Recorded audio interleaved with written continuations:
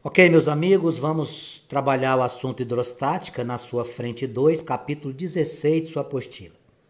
Durante as nossas aulas, nós tivemos a oportunidade de falar a respeito de várias grandezas, de informações, falamos sobre pressão, falamos sobre força, declinamos a respeito dos estudos do Arquimedes, Pascal, Steven, e hoje nós vamos dar uma geral em cima de tudo que nós estudamos, vamos recapitular todos esses tópicos e efetuarmos a resolução dos exercícios de sua apostila. Para começo de conversa, eu queria lembrar a vocês que nós estaremos abordando o capítulo de número 16, frente hidrostática 2. Essas duas imagens que eu estou colocando aqui na tela, elas nos chamam a atenção por um seguinte aspecto. Esse do lado direito, em tom vermelho, é muito conhecido de todos nós, que é o macaco hidráulico. Com esse dispositivo, a gente consegue, por exemplo, com o auxílio de uma única mão, suspender um veículo de 1 tonelada com apenas esse movimento na vertical. Aqui à direita, nós também podemos utilizar essas prensas para multiplicar a ação de uma determinada força. Isso aqui tem um nome. Isso aqui tem um nome e é isso que a gente vai trabalhar agora. Isso aqui está voltado especificamente para os estudos de Blaise e Pascal. O que é que o Pascal trouxe de interessante para nós e que vale até hoje? Pascal explicou o seguinte: quando a gente tem uma variação de pressão no interior de um líquido homogêneo, ou seja, um único líquido, e que esse líquido esteja em equilíbrio, esta pressão ela se transmite de forma integral para todos os pontos do líquido. Traduzindo, eu através desta expansão, essa variação de pressão, eu consigo multiplicar a força. A esse dispositivo, a física deu o nome de prensa hidráulica.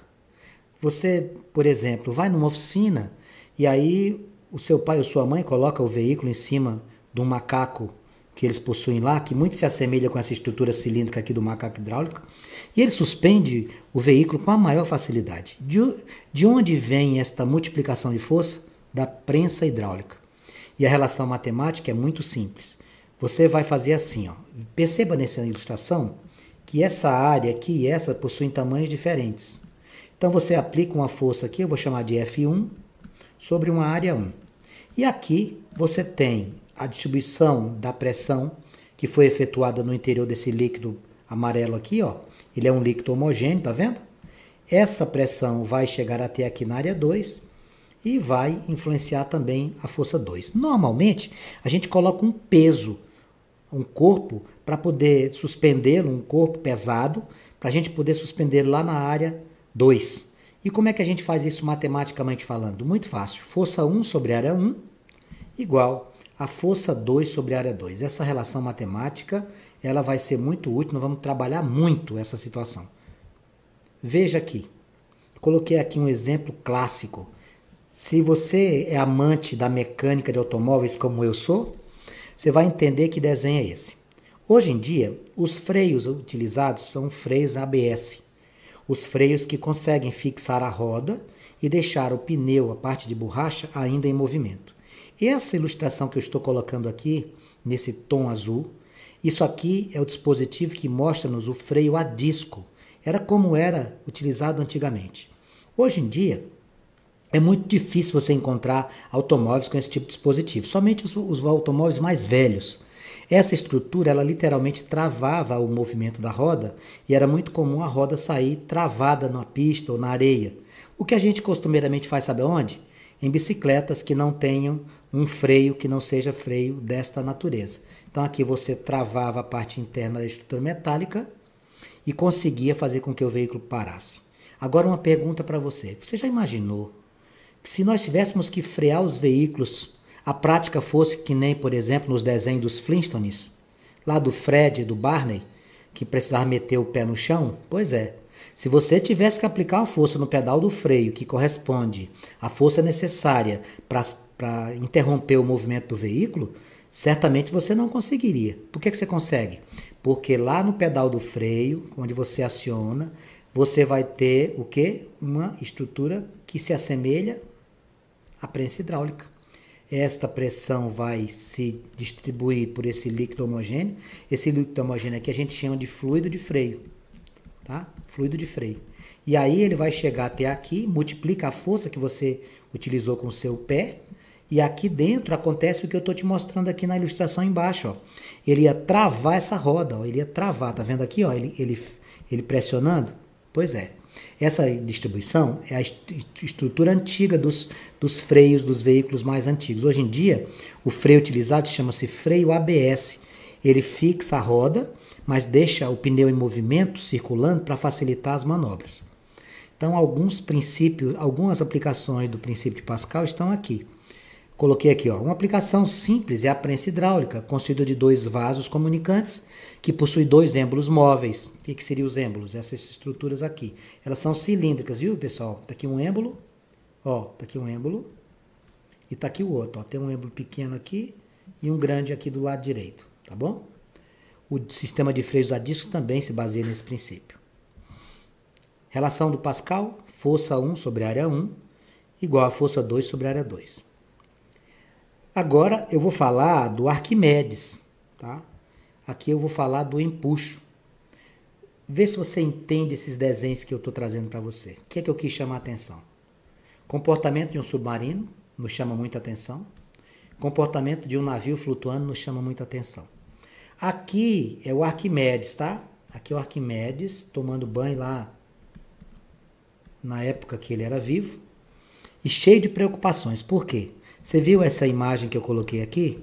Aqui tem uma barra de ouro e aqui tem uma coroa de ouro. Eu vou contar uma historinha rápida aqui para você. Reza a lenda que um monarca procurou Arquimedes desconfiando que o ourives, ou seja, aquele profissional que trabalha com ouro, tinha feito alguma coisa de maneira irregular na confecção de uma coroa que ele pediu para ele fazer.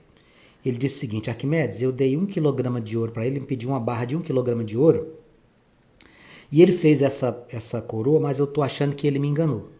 Eu quero que você, sem destruir a minha coroa, que eu achei que ela ficou muito boa, descubra se ele estava falando a verdade ou não. O que é que o Arquimedes fez? Ficou preocupado, estava preocupado em saber o que ia fazer, e reza a lenda que Arquimedes estava tomando banho.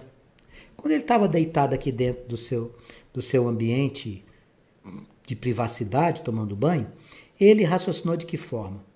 Quando eu entro na minha banheira, quando eu deito aqui dentro, a quantidade de água que derrama corresponde à quantidade de água do meu corpo.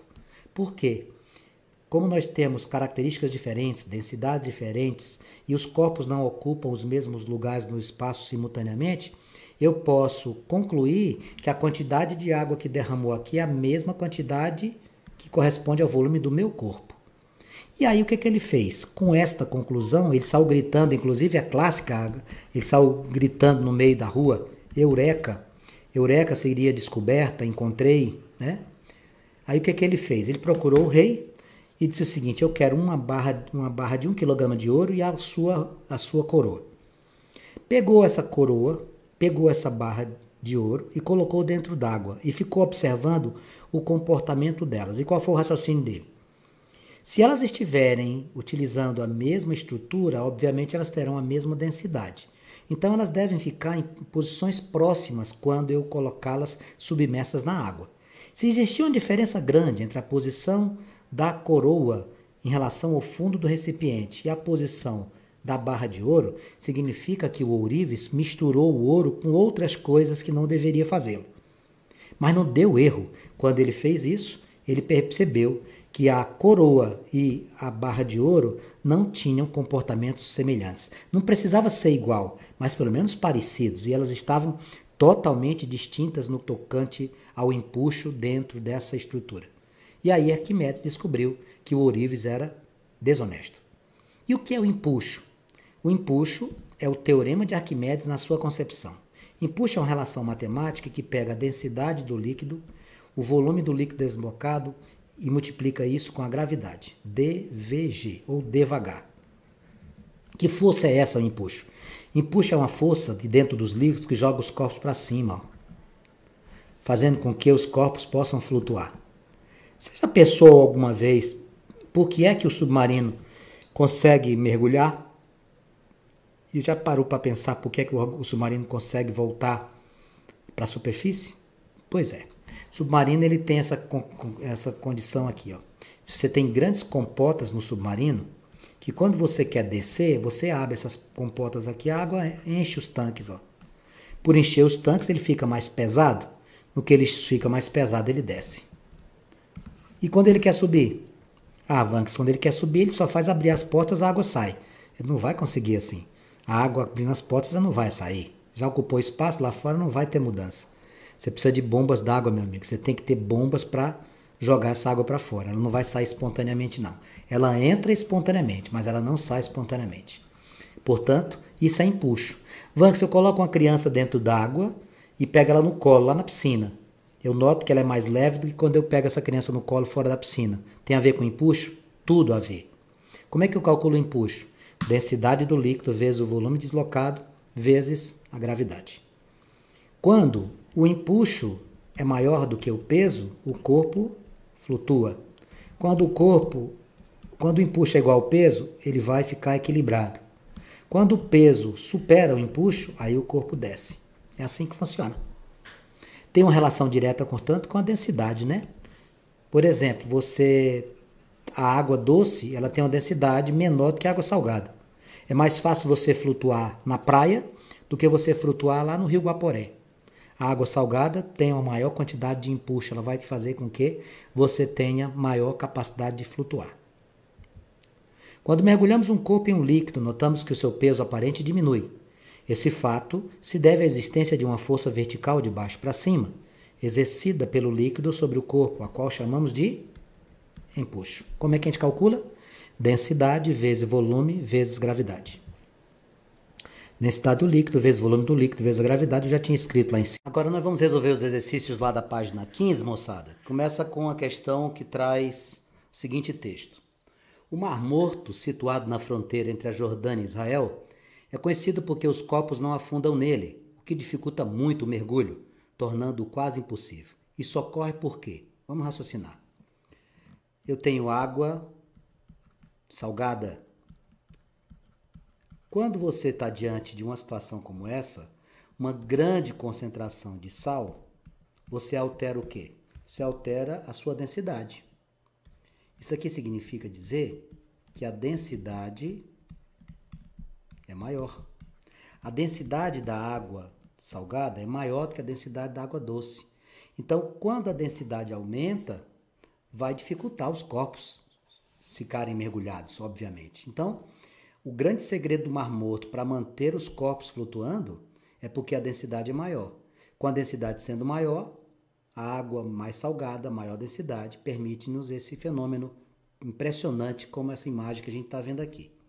Vejamos as alternativas. A água é muito salgada, sim, e pouco densa. Não, ela é muito salgada e muito densa. Letra B. A água é pouco salgada. Claro que não, ela é muito salgada. C. A água é muito salgada? Sim. A água é muito densa? Sim. Resposta à questão número 1, letra C, na questão de número 1. Na questão de número 2, ele traz uma abordagem próxima do que a gente conversou. Um navio cargueiro proveniente do Oceano Atlântico passa a navegar nas águas menos densas do Rio Amazonas. Vamos pensar aqui, ó. Tá aqui o cargueiro, ele estava onde? Ele estava na água salgada. Ele saiu de lá e foi para o Rio Amazonas, ele foi para a água doce. Deixa eu te perguntar uma coisa. Em matéria de empuxo, você tem o quê? O que é o empuxo?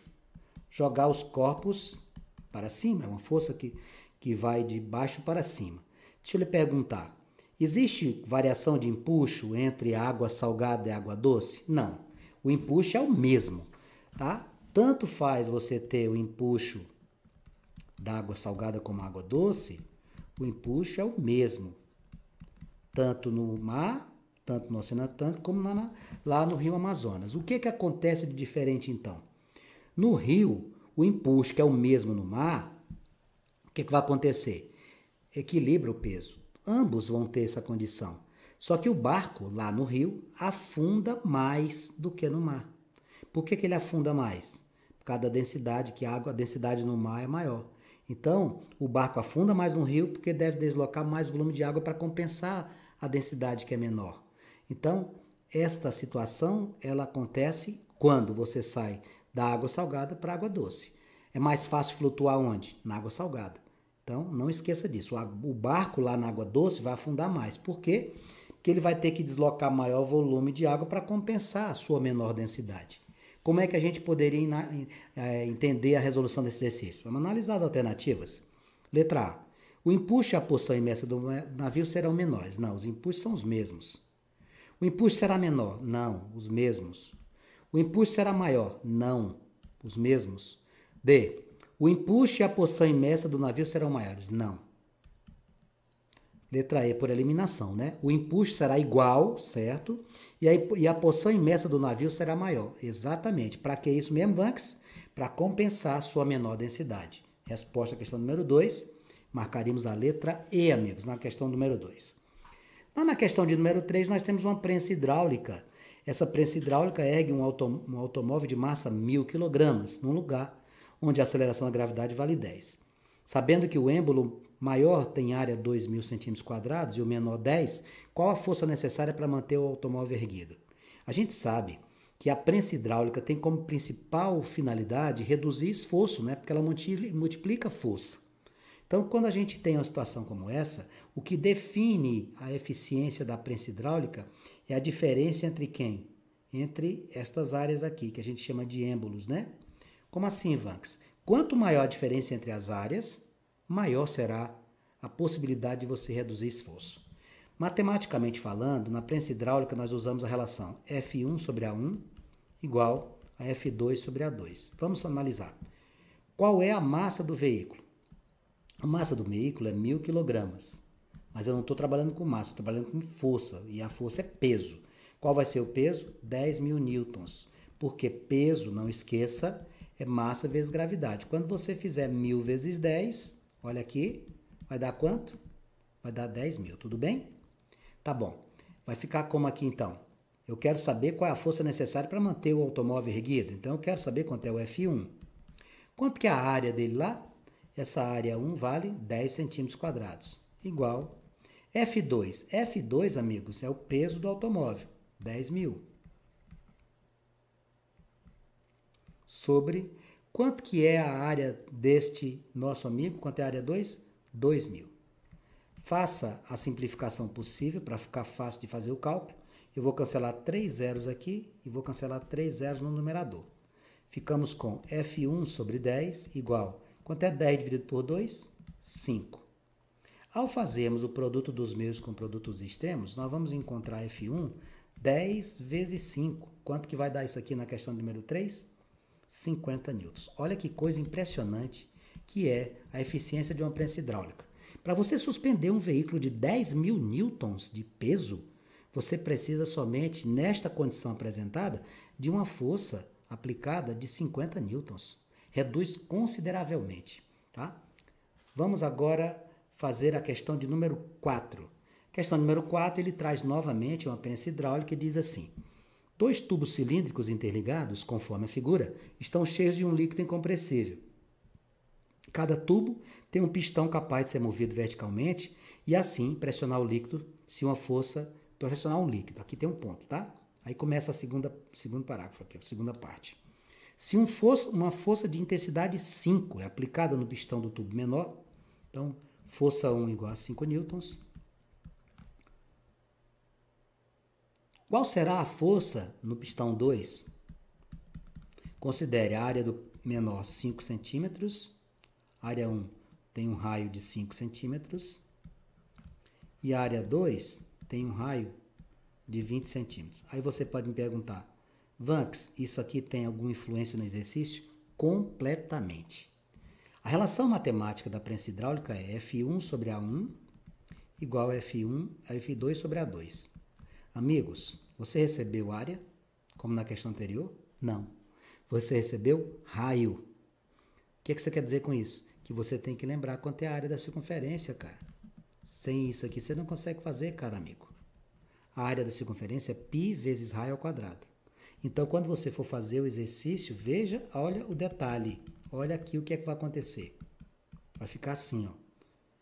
F1, 5 sobre π vezes 5 ao quadrado, porque você tem que fazer o raio, entendeu? Raio ao quadrado, não é colocar só o 5 aqui. igual a F2 sobre π vezes raio ao quadrado, 20 ao quadrado. Olha que legal. 5 sobre π vezes 25 igual a F2 sobre π vezes 400. Cancele os π's. 5 e 25 dá para você simplificar. Ó. Vai ficar quem aqui, Mariazinha? A sua conclusão, eu vou trazer aqui para cima, vai ficar 1 sobre 5 igual a F2 sobre 400. Vanks, como é que você vai fazer aqui? Muito simples. Você vai multiplicar cruzado aqui, né? Você vai ficar assim, ó. 5F2 igual a 400. Quanto vai ser a força 2? Força 2 vai ser 400 dividido por 5. Isso aqui vai me dar 80 newtons. Essa questão de número 3, aliás, número 4, não tem alternativa. Mas veja que coisa interessante. Uma força de 5 newtons permite uma transmissão, ou pistão maior, de quanto? De 80. 16 vezes, né? 16 vezes mais, ok? Na questão de número 5, nós temos o seguinte. A figura representa um balão de volume 200 metros cúbicos, que possui massa total de 200 kg. Essa massa aí compreende o balão mais o gás e o cesto. Na ausência de vento, o balão fica preso no chão por 4 cordas verticalmente esticadas e fixadas nos cantos do cesto. Considerando a densidade do ar 1,3 kg por metro cúbico e de gravidade 10, calcule a intensidade da atração em newtons para a corda. Você observa que esse nosso balão aqui, ele está parado, né? Ele nem está subindo, nem está descendo. Então, o que, que a gente pode concluir? Que a resultante dele é nula. Se ele está em repouso, é porque a resultante dele é zero. Quais são as forças que atuam para baixo? Nós temos aqui, ajudando o nosso amigo a ficar fixado, 4 cordas. E a força aplicada nas cordas nós chamamos de tração, tá, amigos? Tração. E nós também temos o que mais para baixo? O peso dele, né? Vanks, tem alguma para cima? Claro que tem. Quem é que joga os fluidos para cima, líquidos e gases? O empuxo. Então, como é que ficaria, para efeito de segunda lei de Newton, resultante desse quadro apresentado? O empuxo vai ser igual ao peso mais quem? Mais 4 vezes a intensidade da tração. Por que 4, Vanks? Porque são 4 cordas. Então vamos pensar aqui. Como é que se calcula empuxo? Densidade vezes volume vezes gravidade. Como é que se calcula peso? Massa vezes gravidade, mais 4 vezes a tração, que não há necessidade de especificar como calculá-la. Nós vamos procurar o T. É isso que ele está querendo que a gente ache, ó, o valor da tração. A densidade do ar, 1,3. O volume ocupado pelo balão, 200 metros cúbicos. A gravidade vale 10. A massa do balão, 240. A gravidade, 10, mais 4 vezes T. Vamos fazer essa conta aqui. 1,3 vezes 10 dá 13. 13 vezes 200 vai te dar quanto? 2.600. Igual. 240 vezes 10 dá 2.400, mais 4T. Você vai pegar esse 2.400 e vai passar diminuindo, ó. 2.600 menos 2.400 vai dar 4T. 200 igual a 4T. Quanto que vai valer a tração? Passe o 200. Desculpe, passe o 4 dividindo. Quando eu dividir 200 por 4, cada um dos cabos ou cordas apresentará uma tração de 50 newtons. Bem, fechamos a nossa bateria de exercícios e espero que você tenha compreendido como utilizar o conhecimento de empuxo, como aplicar a segunda lei de Newton quando se referir a esse assunto, entender os detalhes que foram apresentados e pedir a você, assista novamente essa aula, refaça as suas atividades, procure ficar antenado com esse assunto, não deixe acumular conteúdos, ok? Um grande abraço, as suas dúvidas podem ser tiradas a qualquer momento, eu tenho um canal que fica à sua disposição a qualquer hora que você precisar. Valeu, amigo, tudo de bom.